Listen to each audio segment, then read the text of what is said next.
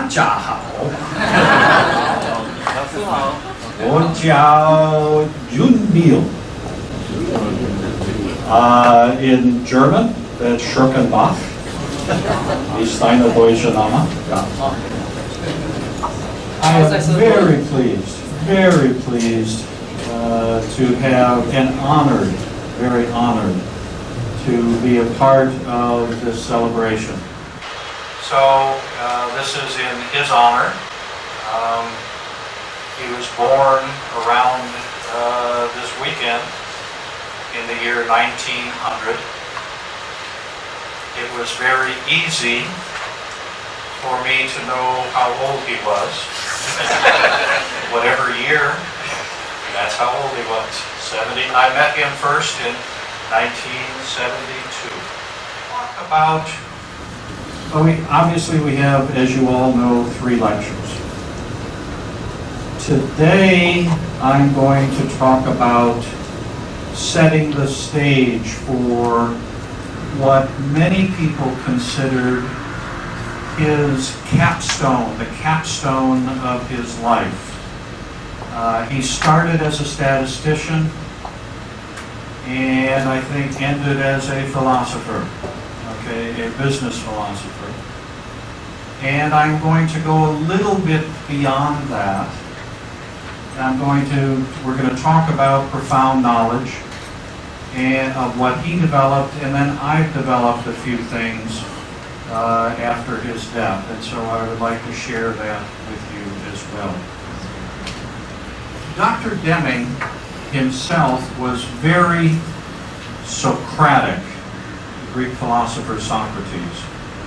Dr. Deming himself, as you know, never answered a question.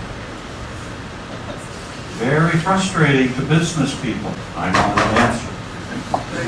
我想请郑小姐帮忙一下。他说戴明是很斯柯拉底式的东西，其实他都不回答任何问题，他在反问你那个问题。He always would respond to a question with a question. He wanted you to think. That is the essence. That was his strength. He wanted you to think. Okay? So I think he borrowed from Socrates, but I have since learned that Confucius. And I am finding that English translations of Confucius, I see many of them that they do not do it, do not translate well. Maybe Han-Ching should translate Confucius.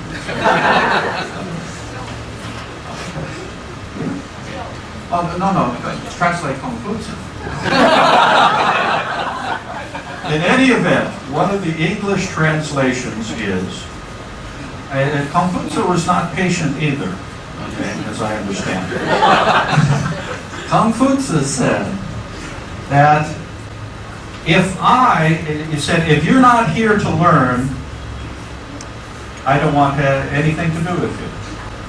Okay? If you're not willing to learn, don't want to talk to you. If I show you the corner of one square and you cannot give back to me the 3 of them, goodbye. I have no use. Something like that.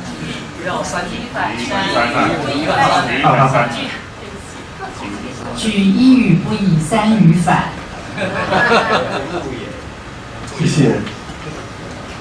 Okay, so I am only Dr. Deming's student, so I will try to answer your questions.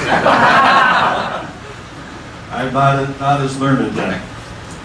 I knew a lot many years ago, not as much anymore.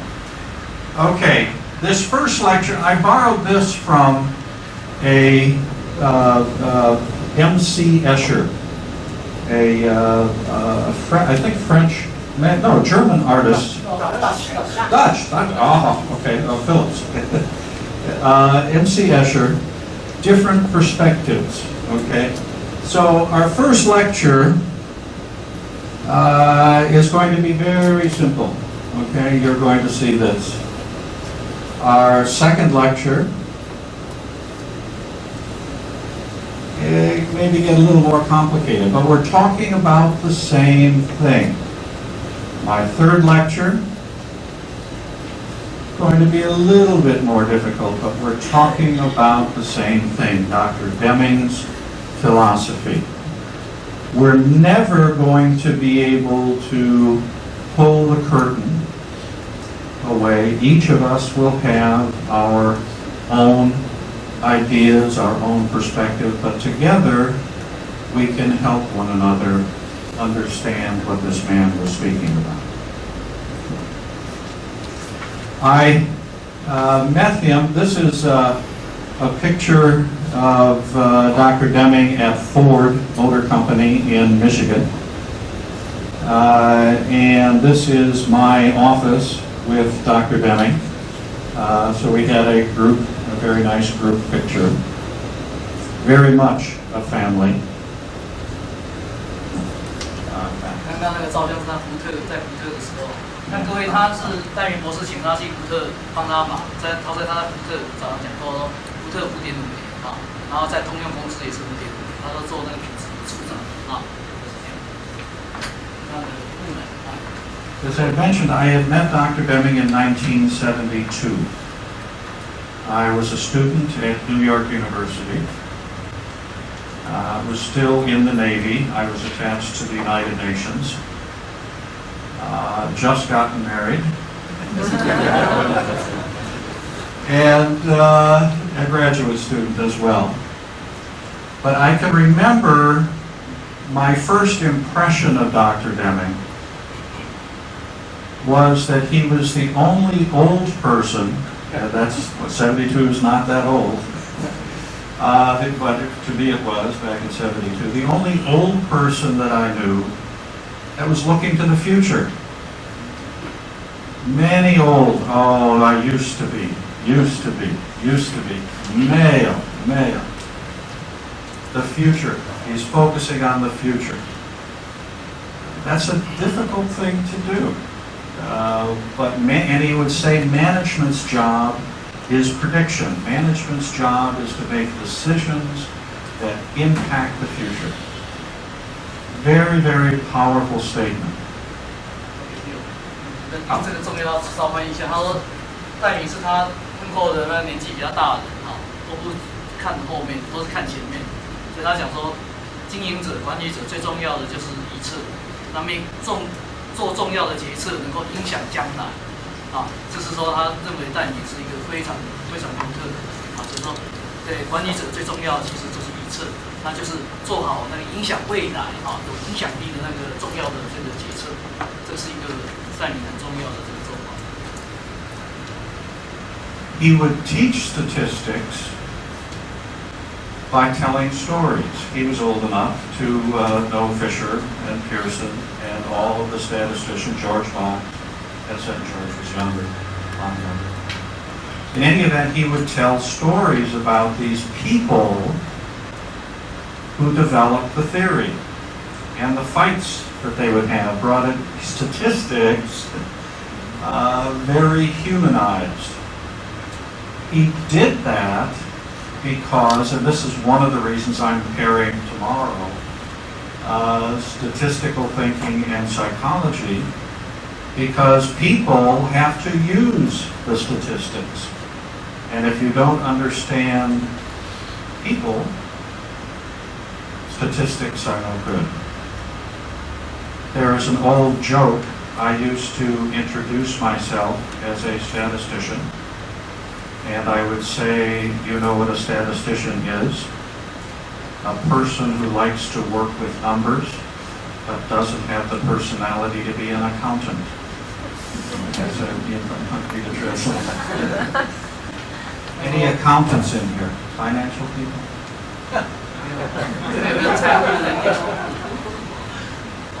他说那个统计学家是什么？是那个数据的啊，然后可是他是那个数据，会计师也是数据，可是那会计师英文名字叫做 bean counter 啊，就是说算豆子的，就在算东西。然后统计学家是分析数字，可是他不是像那个一般的那个会计人员，像是 bean counter 啊，所以他是刚才讲这个。主要他说统从那个戴明把那个统计人性化，他讲故事，好，统计不是只有数字而已。这个将来他我们讲义里面有讲，他说你那个数据里面一定要知道来源，不能够光是只看表面的东西啊。这个数字是怎么来的，这是很重要啊。所以他都不赞成用那个电脑什么东西，说你说那个连本的那些背后的知识是很重要啊。那个故事是怎么样的？我们今天早上呢，作为一个运作的定义是怎么样得来的？ Are there any accountants? I say, don't worry, I will insult everyone. What's the big deal? Okay. Profound knowledge, a little bit of the background. Dr. Deming, when I first met him in '72, he did not have his 14 points, certainly did not have profound knowledge that evolved as he tried to better communicate. One of the evolution, he asked me, 1982 or 3, no, in 1983 he asked me, he wanted to reach different people, so he asked me to write my first book on his philosophy.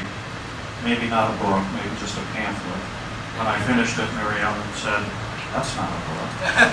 他想说，戴明1982年说要他写那本，就是我们翻译出来的《戴明修炼I》的，然后这是小书，上市，他还说上市，啊，不过我们还是把它翻译出来，还350块钱。So, when Dr. Deming was very frustrated, people were not listening to him. America was very successful. Why? And he do not confuse success with success. As we know very well recently. And so he was very frustrated because successful, I don't have time for this, too complicated.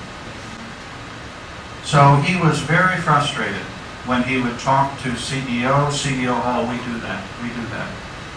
Quality circles, we do that. SPC, we do that. Okay, teams, we do that. Very simple stuff, we do that. He said, no, you don't do it. Don't even begin to understand. And so he developed this body of knowledge for things. Appreciation for a system. I use his words here. Knowledge about variation, theory of knowledge and psychology. And he used the word profound.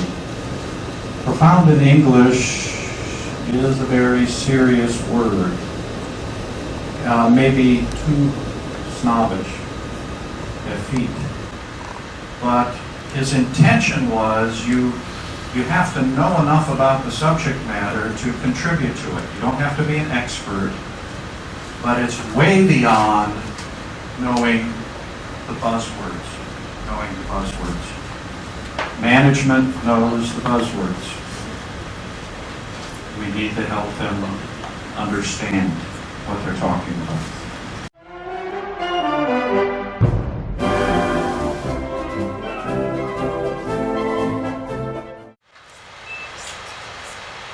Core subject matters are not new. However, the connections between them are new. He found a way to combine them such that they work as a system themselves. Now, a number of years ago, and you're purposely not supposed to read this, but this is a bit more detailed of what the system of profound knowledge can generate. The blue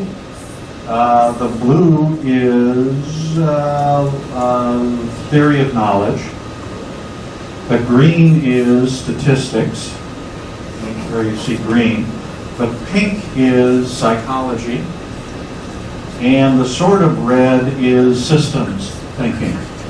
And so the next slide shows you, I think is a little bit more readable, but we have a stable process, which is a statistical concept, but you can look at the systems concept of Bertalanffy or a number of other folks. Peter Senge has popularized it.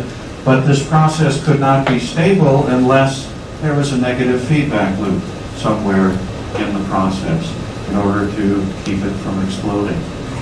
Stable process from systems thinking is signal and noise.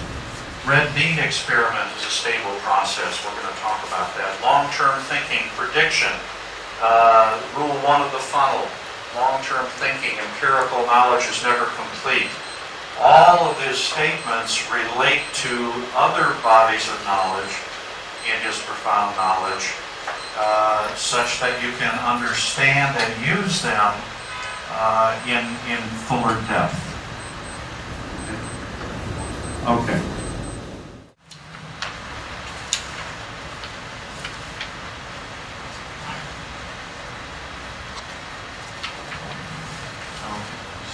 Deming said the aim of his profound knowledge is action.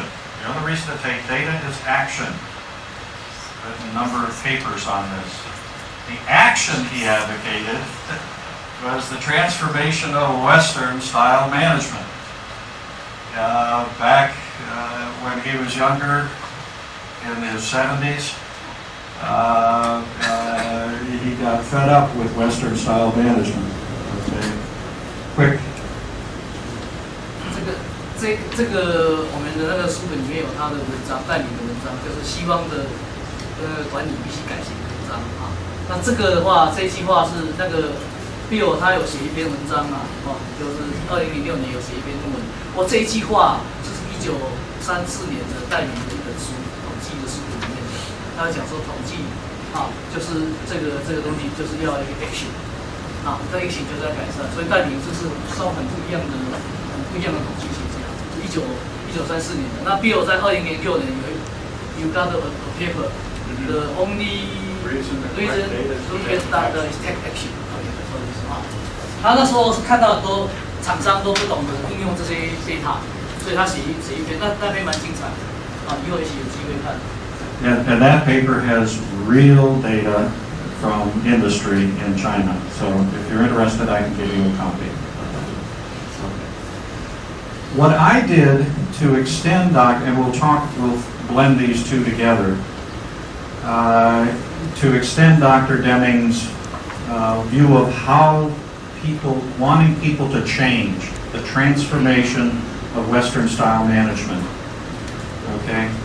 And in my research, in my work, I have found that different cultures use different terms, different disciplines use different terms, but they're all the same thought when we talk about change, getting people to change.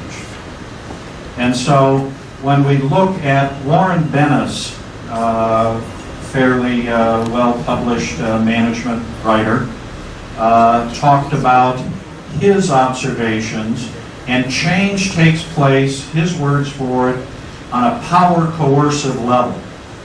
Okay, power coercive. Rational and normative re-educative are his words for it. Every culture has hand, head, heart, body, mind, spirit, triality. There's power and change because of position. I have the stripes, I'm CEO, tell you what to do. Power and knowledge, and power and personality. We have the yin and the yang balanced by rational, but there is a masculine view of change, a rational view of change, and a feminine view of change in a number of cultures. We've got letter of the law, understanding of the law, and spirit of the law. We spoke about the accountants. The accountants, financial people, have financial capital. There's intellectual capital and goodwill. Aristotle talked about appetite, reason, and spirit. Mengzi, acts, knowledge, and will. 这个孟子啊，这个我找不到词典，所以梁医生可不可以帮忙？那个出那个 X， 它会去 real 啊，孟子到底是什么用讲？这个学问大家要复习一下，没有好翻译。Okay. Myers-Briggs, that borrowed from Carl Jung, psychologist Carl Jung, talked about sensing, thinking, and feeling. And the gentleman, Dr. Paul MacLean, came up with a triune theory of the brain when we look at R complex, neocortex, and limbic system. This isn't detailed. Okay, but you have neocortex primarily logical. You've got R complex that primarily handles physical autonomic system in the body, and you've got limbic system that handles the emotions. My word for these three categories are physical, logical, and emotional change. My contribution to the body of knowledge is most people say, oh, emotional is better than logical is better than physical. You don't want to force someone to do something. There is no hierarchy. No hierarchy that is extrapolable to everyone. You at this point in time in your life might have a preferred sequence, but there is no predictable hierarchy. So, physical, logical, and emotional. I draw a Venn diagram to show that they are all equal. That you have physical and logical, the intersection is science. All science is a logical explanation of physical phenomena. Emotional, all art is an emotional response to sensory input. Hearing, seeing, tasting, feeling. Okay? And the intersection of logical and emotional is psychology, logic of the soul, going to the Greek. Okay? Psychologists would say we're not a science. I say no. You're dealing with people. So these are the intersections. In the center, the Eastern philosophies would call that harmony. Western philosophies would call that peak experiences. Okay? So this is where the whole can be greater than the sum of its parts, or a lot less than the sum of its parts as these mix together. Every one of us has physical, logical, and emotional. Now, when you realize this, you realize that leaders make a lot of mistakes. Okay? Everyone makes a lot of mistakes. We feel that, well, the CEO said to do this, I'll do it. That doesn't work for everyone. Some people need to understand. Some people need to feel it's part of the value system. At university, if the dean says something, what do the professors do? I'm not going to listen to authority. We're an intellectual institution. So the dean saying something isn't going to get things done. Don't even think the sequence that works for you. Some of these, if we could back up to the, Some of these, at some point in time, they are sufficient for change. I'll use a logical construct. For some people, physical, CEO wants things done, I'll go do it. I don't need to understand. I don't need to feel it's part of my value system. CEO wants it done, I'll do it. Okay? Hierarchy kind of thing. Joe Duran. He was mostly physical. Organization. What's the project? Organization. Do this. Deming, very logical. Crosby, very emotional. Okay, these three gurus made the same mistake. All three of them. Logic. Oh, no. Organization. No, wine and cheese party. Okay, so they were on these frequencies, and for them, it was sufficient for change. Tell me what to do. I have to understand it. I don't need you to tell me. I don't need it in the value system. And the value system, some of us, it's in my heart. I don't care. I'll follow you anywhere. Okay, because you have my heart. Okay, don't need to understand. I don't need to know where you're going, why you're going. I'm there. Okay, I can change. So some of these are sufficient for change. One frequency. Others, we need to say, I have permission, I understand, and I feel it. Or I feel it, yeah. Any which way we can do this. Okay. Change is not a predictable hierarchy. So, the first one. Form follows function. That's an old saw in the English language, that the form, the physical form of something follows the logical function.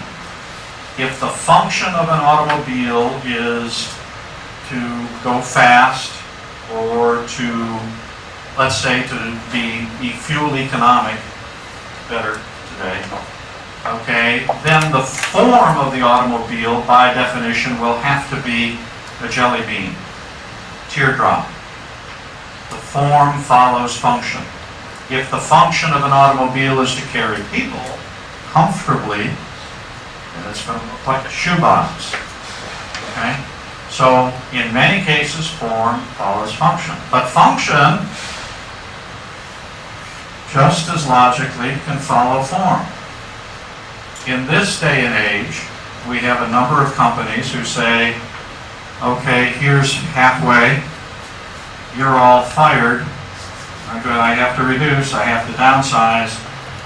The half of you that are left, you figure out what our function is. Okay, you can't keep doing the same thing that you're doing. So, very common nowadays. I'm going to get rid of 10%, 20%, and then you figure out what to do. What is the function? So, function can follow form. Seeing is believing. In the Christian religion, it's sort of Thomas. I have to see before I'm going to believe. But on the other hand, seeing is believing, believing is seeing. Many times our belief impacts what we see. Okay, if I have a very good friend, I believe that he is a very good friend and could do no wrong, and I will not see the wrong being done. Or if I don't like someone, I can't see the good that that person does. So my beliefs impact what I'm permitting myself to see. So perfectly viable. Feeling should drive reason. Okay, some people would say that reason prevails over passion. No. It's not this. Go back to the perspective. Overtakes it. So each of these are equally compelling hierarchies of change. Some people use this, some people use that.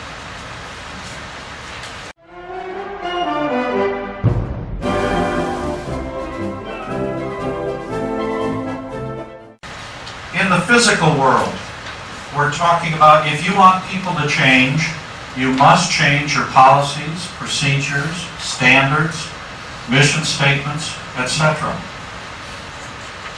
In one company I was at, we had a vice president of purchasing. This was before SCM, or at least we coined SCM. In any event, he listened to Dr. Deming. And Dr. Deming said what? Long-term contracts. You want long-term partnership with your supply chain. And so he said, okay, all the buyers, long-term contracts. He checked back 3 months later, no difference.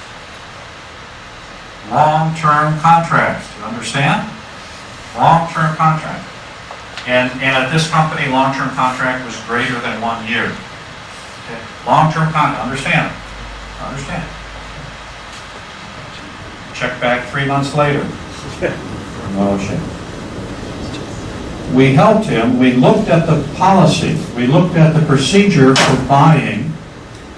And the procedure for buying said that if you want a long-term contract, a contract greater than 1 year, you must get 2 levels of supervisory approval. That's a lot of pain. I don't want to go through that. I have to justify it. I have to make presentation once, twice. They tell me to redo it. Well, supplier isn't worth it. Not going to happen. So we changed 1 word in the policy, greater than to less than. And we said if the contract is less than a year, you go through 2 levels of approval. Change like that. Okay. So for some people, the physical letter of the law change policy, that will get it done. For others, could care less. Physical error proofing, positive interlocks, visual controls. We're all familiar, I'm sure, with lean concept, what's known now as lean, always been around. You can physically force something to happen.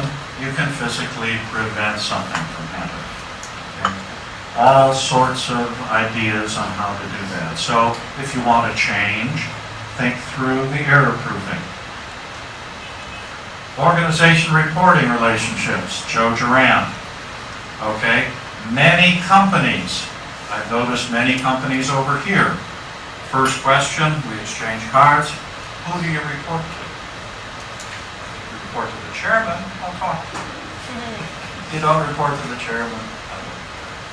So very physical mentality of you have the power because you're high up. I will listen. Don't count. That's physical. Copying examples, benchmarking. Dr. Deming was against this because he was primarily logical. But if you don't know until your competition hits you that someone can do something, a new thing you haven't thought of, then it's too late. And so actively benchmarking, actively looking at examples can be useful. Rewards, punishments, obvious. Okay. Measurements, also physical world, quantitative as well as qualitative measurements. If you're going to try to change something, hopefully you've got the data behind it. 所以这个他在讲说，他那个3个碗啊，这个是不的实在的那一面，它是包括这些东西啊，它这个定义里面，那这个在我们戴明修炼II里面其实都蛮详细的。这个我在翻译的时候开始看不懂，我还以为是那个定的那个东西，结果这个是那个冲床里面啊，你一定要2只手去动的时候，它才会动啊。这个是这些技巧，就是冲床的时候怕冲到那个啊，所以一定是2只手按的时候才会动啊。这是那个 positive interlock 这个技术上的，那都有在翻译在里面，是他所谓的 physical work。Again, just a list of some of the things. If you want to change people in the physical world, these are the kinds of things you should look at. Training, skills are physical. In the logical world, case studies, examples. Again, this reaches some people, but not others. Harvard, I understand, is having to rethink. Case studies don't reach everyone. And yet they use that in order to teach business. Explanations of how or why, fairly obvious.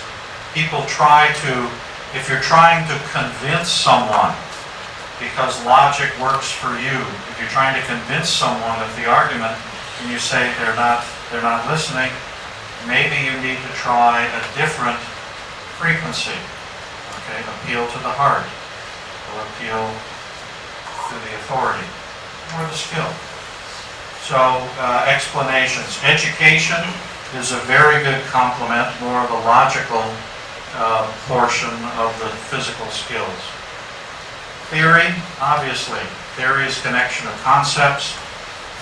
Dr. Deming used to talk about his work at AT&T, and Western Electric, and the bosses would say, the people in production would say R&D is too theoretical. They're not working on anything that's useful. And the boss would say, everything that you are producing now was thought up by someone who, everyone said, no, too theoretical, can't use it. So the T word is very, very powerful, even though it's rejected, pushback in operations. Mathematics. OK， 所以这个要解释一下，因为很重要。因为戴颖博士在那个20几岁的时候到那个 AT&T 那个 Prevails 的那个工厂去实习啊，然后那个工厂里面的时候，这些人都是在讲理论都不重要。可是戴颖博士那时候他的那个主管跟他讲，跟所有的人讲，跟他讲说，其实啊，我们现在所有的东西都受前人的理论的影响，这个理论实在太重要，是真正影响世界的是理论。所以他那时候20几岁的时候去 AT&T 去 Prevails 去那个 Western 那个工厂里面实习，他们就发现说这些东西都是所以他一辈子都很重视这个所谓的 theory 啊，所谓这个理论啊，这个是很重要的他生命的转捩点。Mathematics, statistics, in their own right, do not have to have any contact with the real world. They are logically consistent and can very much stay within the logical world. We're very lucky that mathematics and statistics does have contact with how we do things. Deductive reasoning, inductive reasoning, retroductive reasoning. Deductive, you're starting from the general theory and coming up with a specific, able to immediately deduce the specific. Induction, inductive reasoning, typically empirical evidence, industry. We've got specific and we're trying to come up with the general. One of Dr. Deming's favorite philosophers, he might have spoken to him a number of times, C.I. Lewis. C.I. Lewis learned from a gentleman called Charles Sanders Peirce at Harvard, and Peirce came up with retroductive reasoning. Einstein used it, and it means this literally though, this is the logical, this is physical, and retroductive is emotional. Einstein's dreams, thought experiments. That's how he first said that was very, very important. It wasn't logical, it wasn't physical, and it wasn't purely logical. It was an emotional thing. So even within logic, there are links to the physical, logical, and emotional world. It's interesting that when we look at logical fallacies, the fallacy, if you're a logician, one of the more useful fallacies in this day and age is a fallacy called ad hominem. Ad hominems, from the Latin. I'm going to call you a name. Okay, I'm going to insult you. Okay, and you'll lose the argument. Okay, so name calling, very big nowadays in politics. Anywhere. 我想这个东西简单的讲，就是因为戴颖博士在他知识理论里面有一个都是用一个叫 C.I. Lewis 啊，他是他又是是一个，他跟修法就是在研究一本著作，就是Mind the World Mind C.I. Lewis 的 Mind and World Order. Mind and Order 就是一本哲学书，那四大都有。那他在讲说，C.I. Lewis 的老师是哈佛大学一个叫 Pierce， 叫 Pierce， 他有中国一种说归纳演绎过程当中，还有一种比较偏向直觉的那种类推的方式。那这些东西其实都是这种推演的方法。所以Pierce讲说，这个爱因斯坦也常常应用这种那种想象力的东西在除了这个东西以外，那除了这个逻辑的他刚刚讲一个东西，是我们人常常讲说名跟实常常混在一起，所以就骂你的话，好像骂那个名字的话，就好像是在骂他，其实这个就是一种错误，你知道，名字跟实际的东西是name calling So there are many fallacies that people use in the argument, Dr. Deming's told management at General Motors, one of their divisions, that the most important course you could take in the university is the theory of knowledge. And so in Rochester, New York, management at the plant signed up at the university, theory of knowledge. They were very skeptical. They were believers when they finished. Their clarity of thought, the ability to spot a fallacy, we can't do this because we've never done this, or I'm going to call names, or ad hominems, or ignoratium. So very, very important that we understand what the fallacies of arguments can be, because we're trying to convince or get logical people to change. Okay? 我想这个是戴明比较特殊的，就是说其实梁先生他们在台大读的这个哲学系里面这个背后这个就是认识论，知识的理论就是认识论啊。那戴明博士是把这个知识的理论、认识论的东西，把它拿到管理学上来那这个就是会很深入，因为很少有人从哲学、真正哲学认识论的角度来看，那我们的世界实际上是怎么样？那这个是更深入。所以戴明是比较特别啊，他统计学家，然后也谈，可以跟你讲哲学，这个东西是有很大的冲击。Okay, the emotional world. I had mentioned the heart. Okay, value statements, very, very important. I developed a method of strategic planning that absolutely uses physical, logical, and emotional. You have to be able to speak with one voice on this. When I first got to General Motors many years ago, I asked the strategic planning to give me all of General Motors' policies.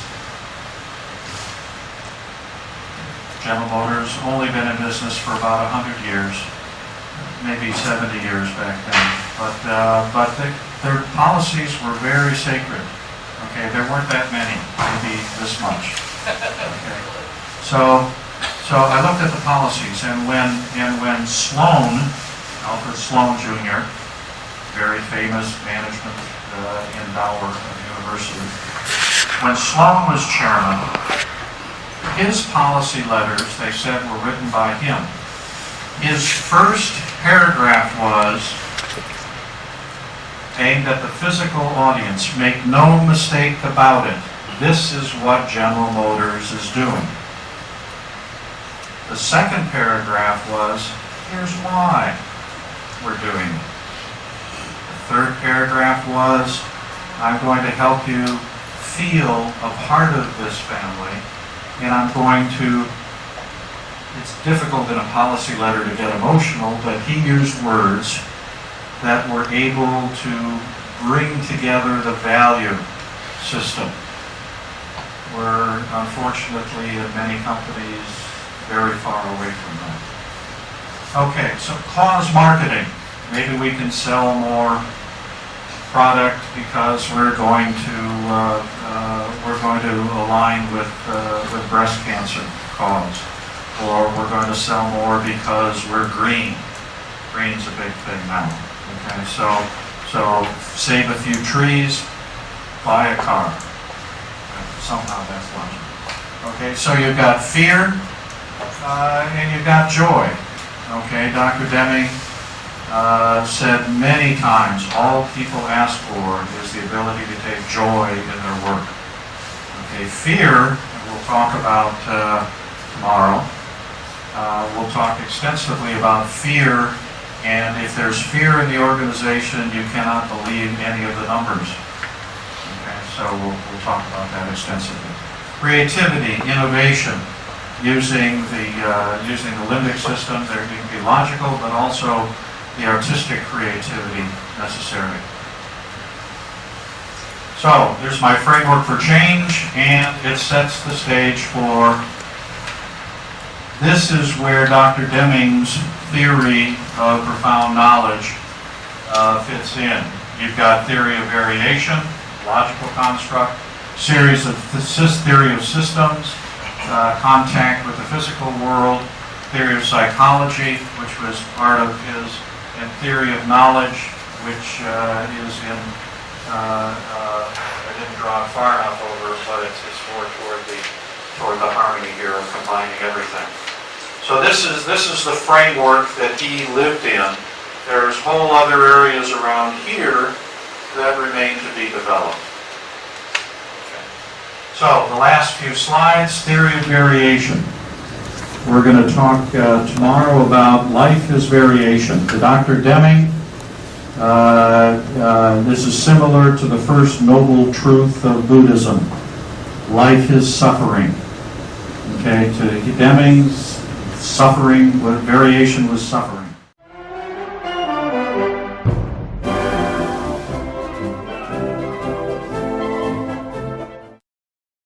零工，但戴明啊，我是对他有一些了解，所以我很想知道他一些小故事。别人也告诉我说，因为那个戴明他认为所有的那一些好坏都是由领导者负责，所以那个戴明作为一个老师，所以他的课程的学生的都是 A。 因为他假如说给这么好的老师，假如有一个 B 的学生的话，是老师没面子。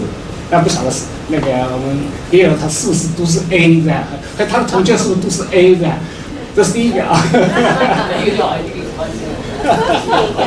Mr. Lin says that he is very keen on stories, and he has read and collected a lot of stories about them. 一个一个来。 And one of the stories he heard about is that he always said, "Is that true? And why so?" Good comment. Dr. Deming was telling that story to the military. I just went back for my 40th reunion. I'm Naval Academy graduate, and Dr. Deming said I give A's. Dean just puts up with it, but I give A's. And I said, "You gave me a B, Dr. Deming." No, he gave me an A. But the reason he did that, he said that only one student in 50 years has disappointed him. Okay, and so he gives them the assignment. They come back, they do the studying, they ask the questions. If they are putting in the effort, they will get an A. When I taught at the University of Central Florida in Tampa, Florida, in the Engineering and Management Graduate School, and I didn't tell the students that I also gave them all an A, but I asked them as they researched Deming, as they did their work, I also did the same thing. The dean didn't like it, but they all got an A because they all did the necessary work to be able to learn. My job was not to teach, their job was to learn, and I can facilitate that. 我们这里有非常优秀的管理，可不可以提出？虽然我知道钟汉卿他期待我直接做翻译，当年我替戴明翻译，但是呢，我后来已经很久不再做这个口译，理由是因为我的那个短期的 memory 越来越短，所以有很多东西记得不完全，是不是可以？那个林老师问说，那个戴明的故事啊，是不是说给每一个学生啊都是 A 嘛啊？然后这个是不是故事？他现在他讲说，他讲一个笑话，他是那海军出身的，然后有一次到那海军的时候，那个返回校友的时候啊，他也是讲这个故事，那他就故意开一个玩笑，他说戴明不是你给我是 B 的，其实给他 A 的，吓一跳，他说，这50年来啊，其实各位他在那个纽约大学教50年。他说这么多个学生里面啊，只有一个学生让他失望，他都是学生做很好，所以他会给他 A。可是这样子可能是学校不大允许。I say all the students are A, the teams are A. I think there are two basic ontologies, and by that I mean your look at human nature. Okay, is human, and this is the way, and those ontologies affect you as a management. Some managers say you all start with 0 and show me that you can be better. Some managers start at 100 and look and show me that you disappoint me. Deming started at A, and nothing that he saw disappointed him because the responsibility was on the student to learn and to show him. 所以他认为说这个两种不同的本体论，有些人是从0开始，很严格啊，从0分开始；有些人是从100分开始。然后戴明博士是给人家是从100分开始，有些人是很严格啊，像王老师跟我简直都是烧的啊，我都不是都给钱不给啊。戴明这些就是很了不起，他说他是从那个东西来啊，那他都一直鼓励学生啊，那个没有讲，他鼓励学生赶快毕业。去真正开始学习，到工厂去，到实际上的那个去才是真正开始学习。那学校的话，就学一些基本的这个啊，所以他讲说这是两个不同的他们情况。